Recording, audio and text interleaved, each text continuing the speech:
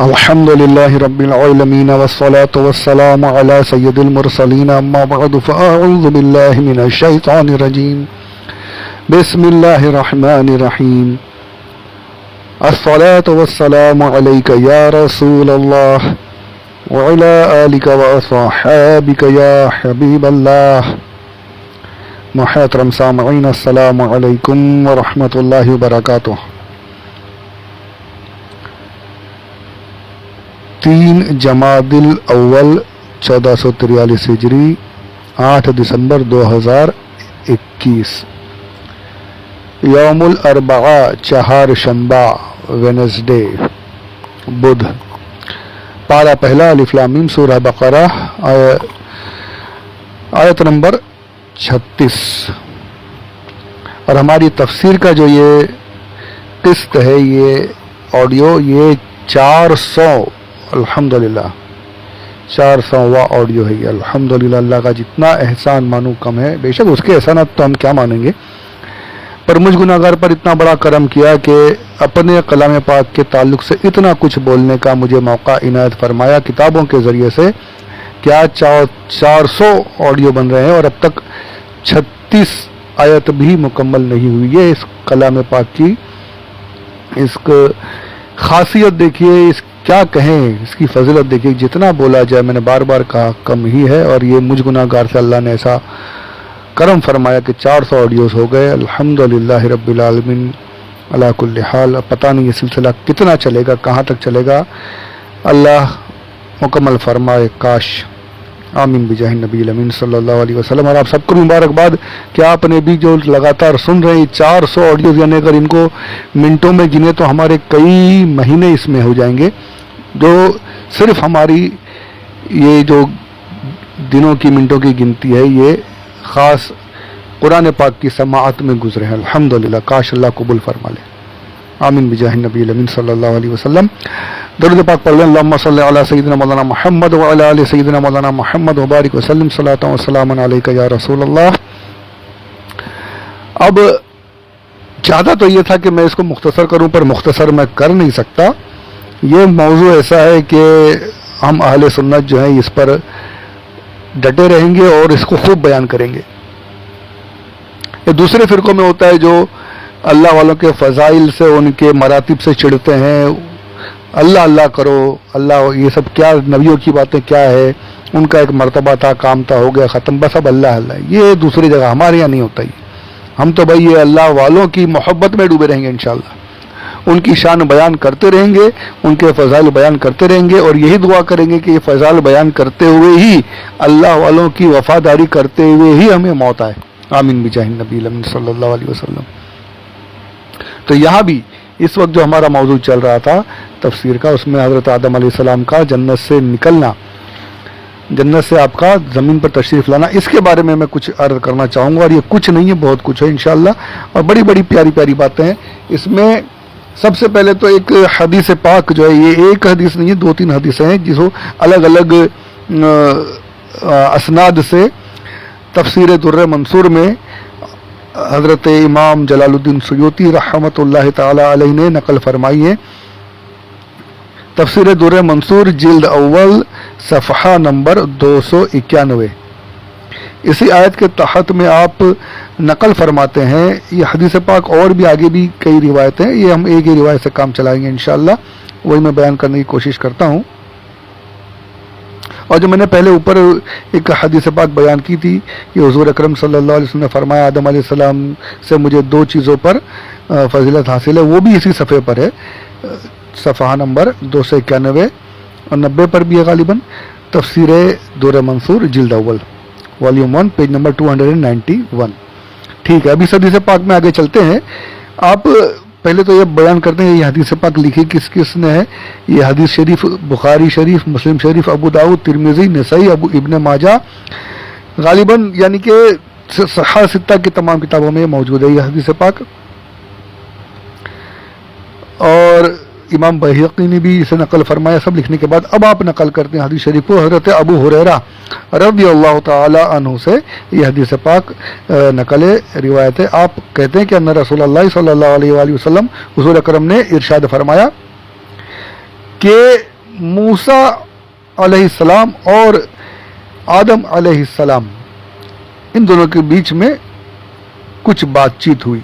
ایک روایت میں ایسے ہے، نیچے اسی کتاب میں ہے، نیچے آگے یہ روایت ہے کہ موسیٰ علیہ السلام نے اللہ عز و جل سے عرض کی کہ یا اللہ عز و جل مجھے حضرت آدم علیہ السلام سے ملاقات کا شرف عطا کر دے، مجھے ان سے ملاقات کرا دے کہ وہی جنہیں تو نے جنت میں جگہ عطا فرمائی تھی، میں ان سے ملنا چاہتا ہوں. پھر آپ نے یہ اللہ عز و جل نے آپ کی یہ درخواست قبول فرمائی اور ملاقات ہوئی.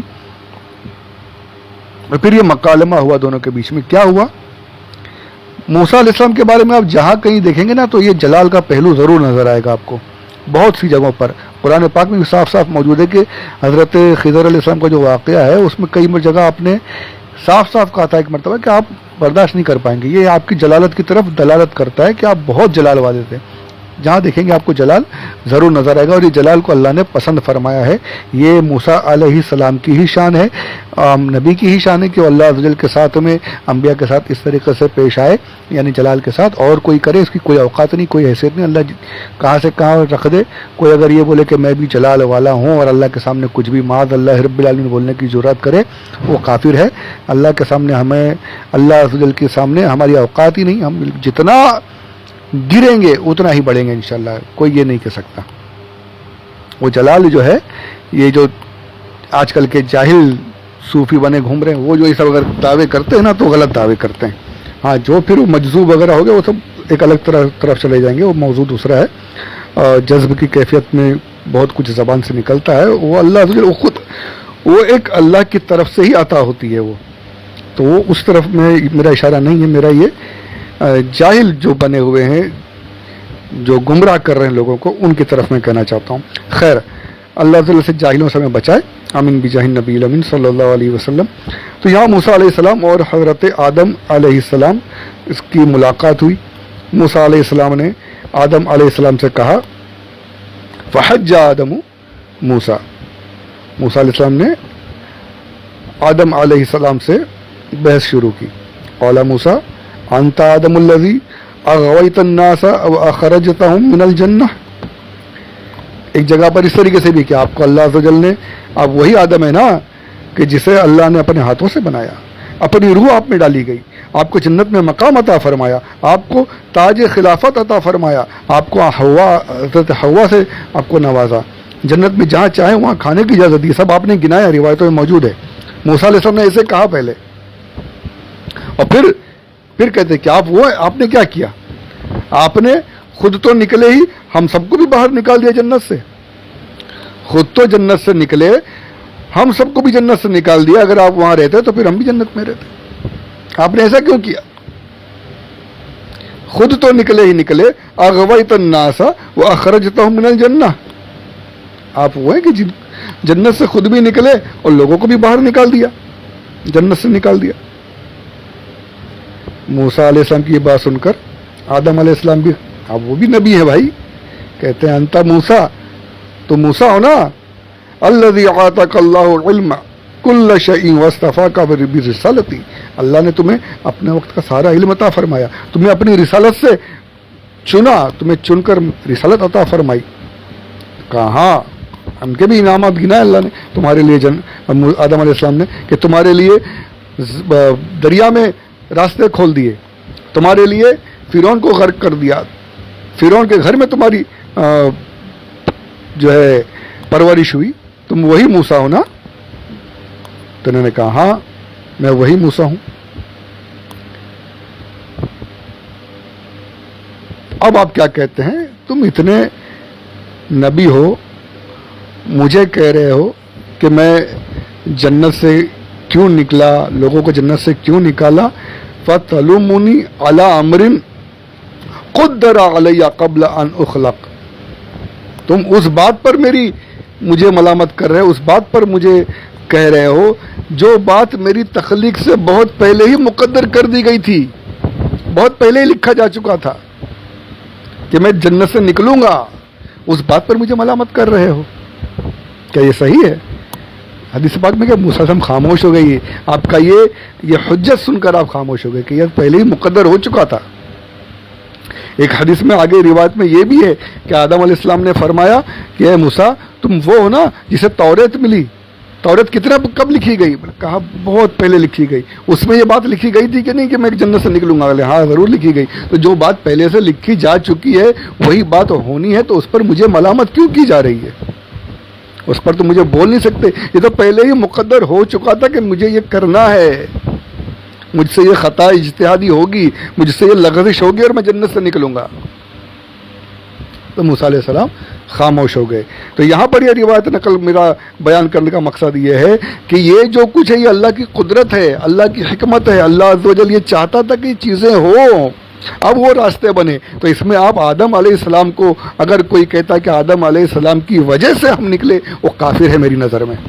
میری نظر میں کیا، وہ ہر ایک کوئی بھی رہے گا وہ اسے ایمان سے خارجی مانے گا. نبی کے کسی فعل پر تنقید کرنا یہ تمہارے لیے کسی طریقے سے جائز نہیں ہے. نبی کا ہر فعل ہمارے لیے لائق تحسین، ہم صرف اس کی تعریف ہی کریں گے. ہمیں کوئی حق ہی نہیں پہنچتا کہ ہم اس پر ملامت کریں. معاذ اللہ رب العالمین. لوگ موجود ہیں، آج بھی موجود ہیں کہ جو انبیاء کے افعال پر معاذ اللہ رب العالمین نکتہ چینی کرتے ہیں. معاذ اللہ رب العالمین. اللہ ہمیں ایسے غداروں سے بچا کر رکھے، وفادار بنائے. تو یہاں پر یہ روایت اس حدیث پاک سے، یہ صحیح حدیث تھی، میں نے جو بتایا پڑھا، بخاری مسلم تمام کتب صحیحہ ستہ میں حدیث پاک موجود ہے. اس میں یہ کہ پہلے سے ہی یہ مقدر تھا، یہ ہونا ہی تھا. اور پھر اس کے ہونے کے اور کیا حکمت ہے وہ انشاءاللہ اگلے آڈیو میں تفسیر روح البیان سے بڑا ہی پیاری پیاری باتیں اور دوسری تفاسیر میں بھی ہیں، پر روح البیان میں ایک جگہ پر جمع ہے. میں انشاءاللہ عرض کروں گا، آپ سنیے، انشاءاللہ جھوم اٹھیں گے. اللہ عز و جل ہمیں سننے، یاد رکھنے اور سمجھنے کی سعادت